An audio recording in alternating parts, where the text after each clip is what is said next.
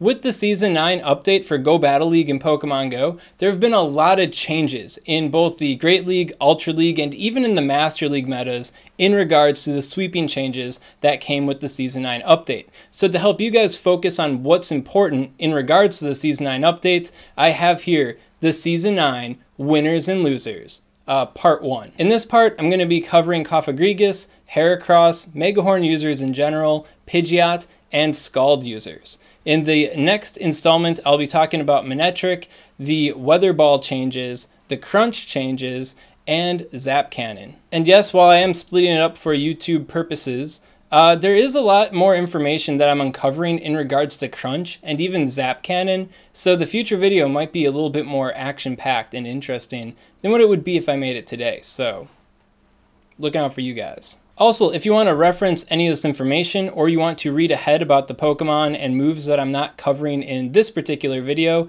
link in the description to the Go Battle League Season 9 Winners and Losers article that I wrote on GamePress, covering just about everything I'm going to talk about here and a little bit extra too. Starting out, we have Cofagrigus, a Pokemon that has a name I've recently learned how to pronounce correctly. Well, it finally has Shadow Claw. For years now, we've been musing over what Cofagrigus could be if it got Shadow Claw because Astonish is such a bad attack, and now it has Shadow Claw. And the TLDR of it getting Shadow Claw here is now it's a pretty formidable threat in the Great League, and it's one of the top meta threats in the Ultra League. A big hang-up that Cofagrigus has is that it doesn't really have any sort of neutral hit into Dark-type Pokemon. It has Shadow Ball, it's got Dark Pulse, it's got Psychic, so a Dark-type catches this thing, and Cofagrigus has absolutely nothing to do there. The main advantage it has over most other Ghost-type Pokemon is that it's a little bit tankier. If you want to know what Cofagrigus' best moveset is, I am in favor of the Shadow Ball plus the Dark Pulse. That may seem a little bit redundant, but Dark Pulse does have 5 less energy than Shadow Ball and Psychic does, so there are some matchups that are enabled by just going pure Dark Pulse because of that speed gain, and then there's also those clutch Dark Pulse into Shadow Ball baits, which it is a little bit unreasonable in practice, but at the end of the day, it is a quicker move, and there will also be those tight situations where you could just get the KO with Dark Pulse too. The extra, coverage that you get with Psychic really isn't that big of a deal, and when you consider like a super effective Psychic versus the neutral Shadow Ball, the damage gain also isn't that big either. So aside from like Wigglytuff in the Great League, I don't think any of your matches are going to be impacted significantly by going with Dark Pulse instead of Shadow Ball. That said, if you don't believe me, I guess it really doesn't matter that much because it is such a tight difference, So in the Great League, Coffin's main competition is going to be with Sableye. Sableye is kind of the ghost that rules the school when it comes to the Great League because it's got a better sub-typing, it's faster because it has the foul play, and then it also has better coverage because it has the return for like a neutral kind of nuke attack on things. So Sableye overall kind of has it going on. Cofagrigus though does have slightly higher bulk than the Sableye does, and it also has Shadow Ball, which hits harder than Foul Play. So there will be matchups where Cofagrigus can just bully stuff just based on its bulk and raw power that Sableye just can't meet. Cofagrigus can get some matchup advantages over Azumarill, Altaria, Bastiodon, Skarmory, Venusaur, and none of those Pokemon are like non-significant matchups. Those are some pretty heavy meta matchups that are really significant to gain, but you do have the risk of being, trapped by a Dark-type Pokemon, which are becoming more and more popular with each season here. We're in the Nidodark meta, if you will. And then, of course, Sableye itself schools this guy. So there are risks to using the Cofagrigus in the Great League. I think it's a good Pokemon that's well worth considering to build, but definitely not the top of the shelf kind of Pokemon like Sableye is. The story is a little bit different in the Ultra League though. Cofagrigus is definitely one of the top most meta threats in the Ultra League. I think on PvPoke right now it's rating at number 10 out of all the Pokemon in the open Ultra League meta, and yeah, that's not just a fluke. Cofagrigus is kind of just that good. If you want a frame of reference, if you think Jellicent is good in the Ultra League, Cofagrigus just about gets all the same matchups that Jellicent can get by perfectly baiting with Bubble Beam, without having Bubble Beam. Just straight up is just winning those matchups, and a couple other matchups as well. Now that's not to say that Jellicent is bad now. If you spent your Stardust and XL candies making Jellicent in the Ultra League, your resources weren't wasted. Jellicent is still really good, and because of its different subtyping, it can get advantages in other matchups. For example, it can overcome Registeel and Lapras, which Cofagrigus can struggle with doing, so that's a win right there. And then it also has the unique debuffing role as well. So it does have advantages over Cofagrigus, but it's just Cofagrigus here has that raw dog, big damage, big performance going on with none of the little inconsistent frills attached to it. Now, as far as Cofagrigus compared to Giratina Altered Form goes, it is a little bit apples to oranges to me because Giratina has that Dragon subtyping, which just changes everything. Like Jellicent, Water subtype, changes some things a little bit. Dragon subtype, big deal. Like Steel subtype, also really big deal. So that kind of denatures it for me a bit too much to make like a true comparison between the two. What I will say though is that Cofagrigus can beat Giratina Altered Form in the 1 and 2 shield situations. So, I mean, it can beat Giratina, so that's pretty big. So yeah, overall, Cofagrigus, really big Ultra League threat. Of course, it's also a big XL daddy, so hopefully it comes back for the Halloween event in Pokemon Go, and we can farm up some XL candies then. Also, to help you guys along building Cofagrigus in the Great League and Ultra League, I am almost finished with my Cofagrigus PvP IV deep dive for both the Great League and the Ultra League, so expect that video soon, maybe over the weekend, to help you pick the best Cofagrigus to build for the Great League and the Ultra League. Next up, we have Heracross, who is receiving Rock Blast and a Mega Horn buff.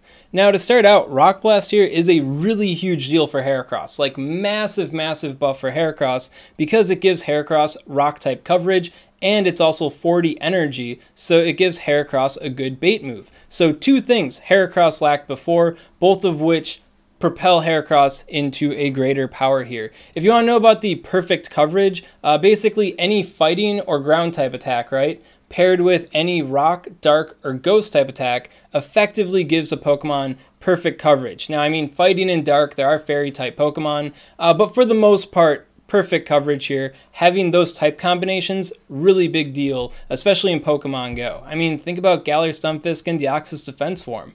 What kind of attacks do they got? And then we have the Mega Horn buff, which is just the icing on the cake. So when it comes to Heracross's ideal moveset for the Great League and in the Ultra League, I'm in favor of counter Rock Blast Mega Horn. Mega Horn does give you that matchup variety, a way to stand out from the other counter users in the metas, but Close Combat is still really good, especially if you want to have that extra consistency against Steel-type Pokemon. It's sort of like the situation with Medicham. Medicham, the bread and butter moveset is Psychic Ice Punch, but you could go with Power Up Punch, and if you have Power Up Punch, your matchups against Steel-type Pokemon are that much better, so there's always that reason to use Power Up Punch, but generally you want the variety of having Psychic and Ice Punch, so it's a similar consideration there. I'm actually practicing using Heracross right now in the Great League, and yeah, that situation arises. I'm using the Mega Horn, where I'm up against like a Galar Stunfisk, and I've got like lowish HP, they're like full HP, I can reach my Mega Horn. If I had Close Combat, I could hit them with a Close Combat,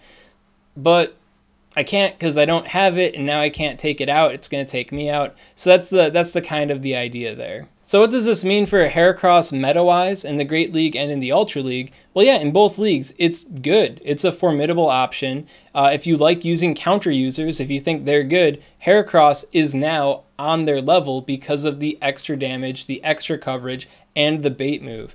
I think the best comparison to make with Heracross is probably to Toxicroak, because they generally have the same stat product, same kind of bulk, and they're both the counter users that resist other counter users that aren't Medicham, I guess. So they have like a similar sort of flavor to each other, and I'd say in most general matchups, Heracross is a little bit better than Toxicroak. That said, Heracross's bug subtyping does make it doubly weak to any flying type attacks, which is a big problem for Heracross. And Heracross is generally weaker against poison type Pokemon because it doesn't have the Mud Bomb, and then it also doesn't have the Sludge Bomb. So fairy type matchups are a little bit worse, but aside from those types of Pokemon, I would say that Heracross is kind of doing Toxicroak's job a little bit better. So it is an interesting side grade to Toxicroak if you want to think about it like that. And I'd say the same kind of circumstance exists in the Ultra League as well. Ultra League, you will see more Fairy type Pokemon, which is bad for Heracross, but in the Ultra League you will see like more Cresselia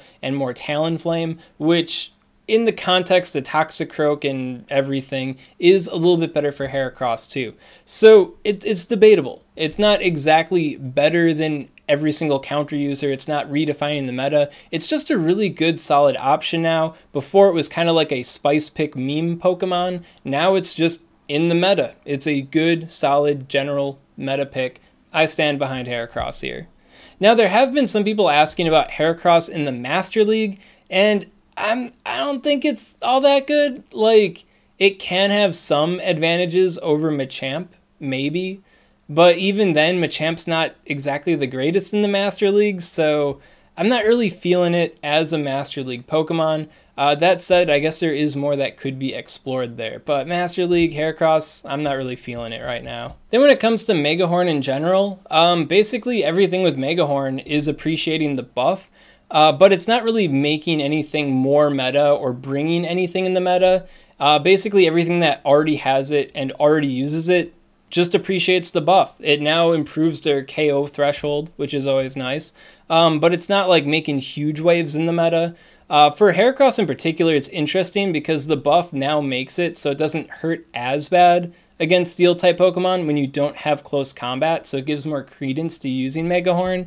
But aside from that, I don't really think the Megahorn buff is making huge waves. But like Escavalier, Heracross, they definitely appreciate it. Oh yeah, by the way, Nidoking.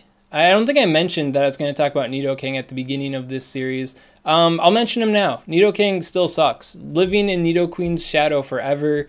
It's a little bit better now, especially now that it has Sand Tomb, but Nidoking is still bad. It's not great. Next up is Pidgeot, and Pidgeot is technically a winner here because it is unbanned. You can actually play Pidgeot now, but Pidgeot is also kind of a loser because Feather Dance got nerfed. It got nerfed by 5 energy. Now 5 energy doesn't sound like a whole lot, but for Pidgeot to use Feather Dance, it's going to take 1 whole extra gust to get there. And that's just 1 fast move. That's not that big of a deal, right? Well, no, like Gust is as slow as Confusion. It is a 4-turn fast move, so it's a very, very long time before you get that energy to throw your first charge move. So overall, a very harsh consistency drop in Pidgeot. If you think about it, now it takes a turn longer to get to the Feather Dance to drop your opponent's attack stat, which means that your opponents now have more opportunities to reach a charge move before you can throw Feather Dance on them, which means you're probably going to have to shield that attack so you can debuff them, because why would you want to eat the non-debuffed attack? And all of that just hurts Pidgeot's consistency in a pretty big way. Before the nerf, people were saying Pidgeot was OP. I was of the opinion that Pidgeot was pretty OP there. Some people felt it was good but overhyped, and now everyone's opinions are kind of getting rolled back a little bit. People that previously thought it was OP now think it's okay. I think it's okay. I think it's a very okay meta threat, but it's not like a top of the line, you gotta piss your pants when you see one. And then people that thought it was like kinda okay now think it's completely dead. So overall, if you haven't built a Pidgeot yet, if you missed like the Gust event, apparently Gust is an event move, I wouldn't bother doing the Elite TM thing on it unless you really like Pidgeot, because Pidgeot is okay, it's good, but it's not crazy good like it once was. And overall, does that make it less ideal? Kind of does. Then finally, we have Scald. Scald has been buffed. It has a 50 energy cost now. The energy cost was reduced, and it's effectively a Sludge Bomb clone. And it also has a 30% chance to drop your opponent's attack stat by 1 stage, which is very significant. I mean, if you remember Cresselia back before they nerfed Moonblast and how crazy that was, I think you can visualize in your mind how Scald is kind of a crazy move. But it gets to be a little bit interesting when you consider its best user, which here is Poliwrath. Poliwrath is probably the most meta Pokemon that can make use of Scald. And in a lot of cases, Poliwrath doesn't really want to use Scald instead of Ice Punch or Dynamic Punch, which is like, well, Scald's so good, why wouldn't it? Well, it's just because, that coverage is so important.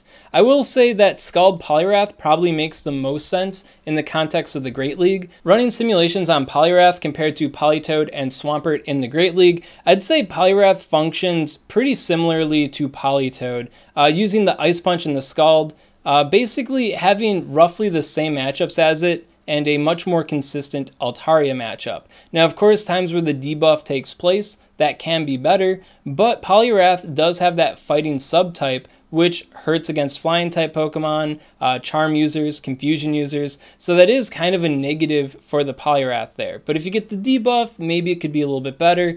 Personally, I think I'd much rather stick to Politoed in formats where Politoed's allowed, and if Politoed isn't allowed and you want a Politoed-like Pokemon, Poliwrath might just be your answer there.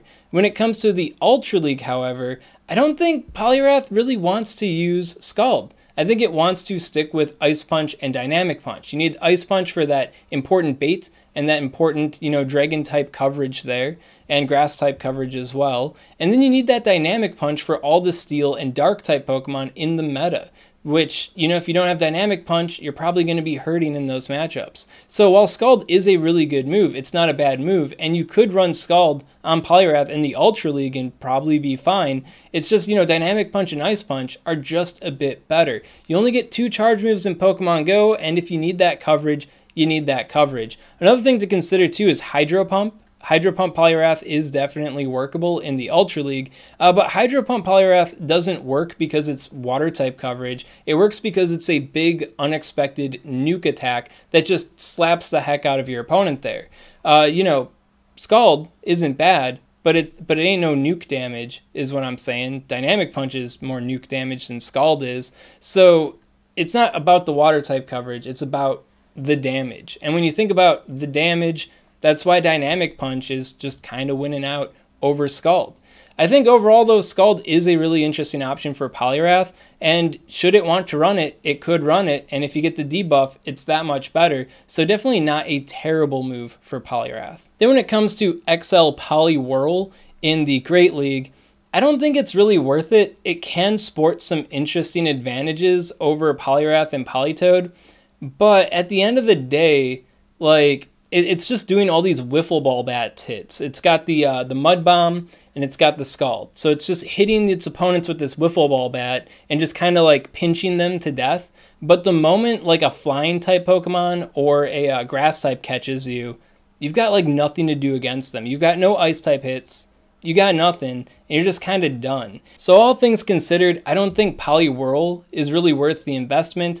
But if you are a true frog enthusiast, by all means, don't let me stop you. It is a very okay, interesting spice pick in the Great League, but it's really expensive, man. I'd much rather use my XL frog candy for this guy or Politoed in the Ultra League. Also, quick note on Poliwrath in the Ultra League. The Ultra League format is starting to bring in Premier Cup formats as well, non-XL formats in the Ultra League, which is kind of an awkward Band-Aid fix to the XL situation we're seeing. But if you haven't built a Poliwrath yet for the Ultra League, you may want to focus on a level 40 iteration of Poliwrath, not like the level 44 XL version. The matchup differences aren't all that great, so use Poliwrath more if you have it level 40, if the Premier Cup formats appeal to you. So it might be a better investment to do that.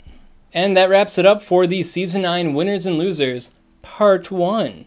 If you have any questions on this content, of course, comment below, let me know what's up, and I'll be happy to help you out. And if you enjoyed this kind of content, you want to see more like it, well, make sure to subscribe to Swag Tips. And once again, if you want to get up on part 2 before the video, or if you want to reference any of this information in a text-based format, link in the description to my article on GamePress that covers all this information and more. Swag Tips. I'd also like to give a special shout out to these Patreon supporters. If you want to support Swagman on Patreon, link in the description. Next up, we have Pidgeot. Pidgeot got buffed in the sense that it's unbanned now. You can actually use Pidgeot in GBL, so that is a buff. But it did get nerfed. It's Shadow Dance, Feather Dance, yeah.